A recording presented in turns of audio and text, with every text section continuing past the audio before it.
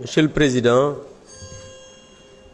Monsieur le ministre de l'Intérieur et de la Sécurité publique, Madame, Monsieur les collaborateurs des ministres, mes chers collègues. Monsieur le ministre de l'Intérieur, je voudrais, comme sama yenn collègue li ñu ko waxee étudiants yi yow étudiant nga woon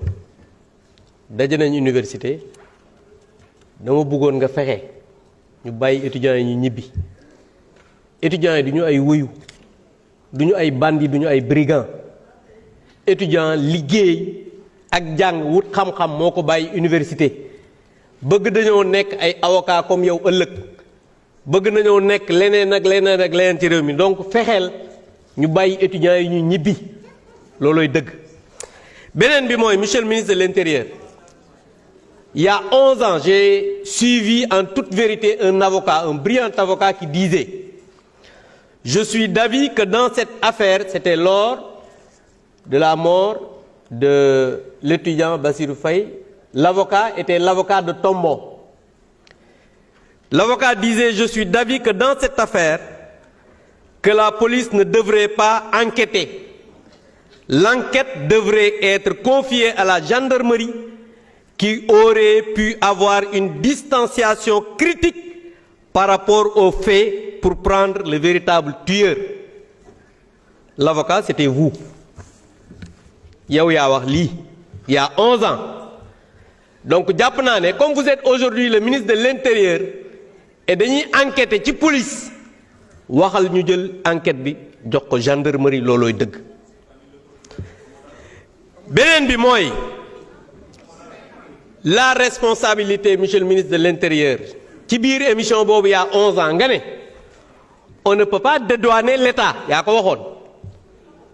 tey jii vous représentez l'État donc vous êtes responsable votre premier ministre est responsable. Je suis d'accord et vous l'avez dit en commission que vous êtes un homme de loi, vous êtes un homme qui est attaché aux valeurs humaines, je n'en doute pas, mais pour cette fois-ci je pense que vous devez prendre vos responsabilités et ne pas chercher de bouc émissaire. Tout à l'heure Thierno Alassane wax na ko mooy yéen da ngeen a yor état ba pare bugg leen responsable de rien bugg leen daal yéen jël seeni responsabilité ay policiers ngeen di jël politiciens étudiants ngeen ne ñoom ñoo fexe parce que procureur li mu wax dégg nañ ko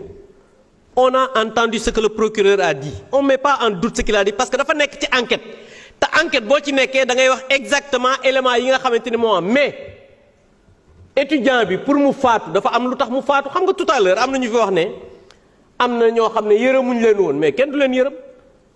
li fi xewoon 2021 ay sàcc brigand di toj ay Auchan di rey ay xale yaraax ay yeneen ak yeneen ñooñu kenn du leen yërëm parce que wuyu ak brigand kenn du ko yërëm mais étudiants yi du ñu wuyu du ñu brigand c'est ça la vérité. Les gens là yi ñu doon wax ay c'était des voyous des brigands di sàcc ay Auchan di toj ay butiku jàmbur di rey ay xale yaraax et les étudiants là yi ñuy wax ils n'ont jamais été des brigands alors que yi ngeen di wax ay 80 morts mais qui a après un mortal combat wax naa leen ne leen dossier boobu bis bu ngeen ko fi jógee yuuxu dina jug foo ko foogewul parce que les tueurs là parce que votre ministre fii la nekk ministre microfinance daan ne moom bokk na ci ñi nga xamante ni moom moo doon taal fii la ko wax ne bokk na ci ñi doon taal et à l'époque votre ministre de l'Intérieur ministre des forces armées ñi ngi nekkoon dans le commandement le premier ministre actuel moo nekkoon appelé à un mortal combat ñu voté ici une loi d'amnistie ngeen ñëw ne da ngeen koy dindi conseil constitutionnel dàq loi bi gis nga bis bu ngeen fa waxee wax 80 morts yuuxu dina jóg foo ko foogul parce que yéen bari na ay wëyu ay brigands des bandits def naka sudul noonu ba pare ñëw fii bëgg a indi leen en tout cas mooy monsieur le ministre il faut laisser les étudiants rentrer il faut que la justice ngeen dem jusqu'au bout et je pense que comme vous l'avez dit vous êtes un avocat vous êtes attaché aux droits humains je n'en doute pas encore une fois de plus je vous le dis mais prenez vos responsabilités et que comme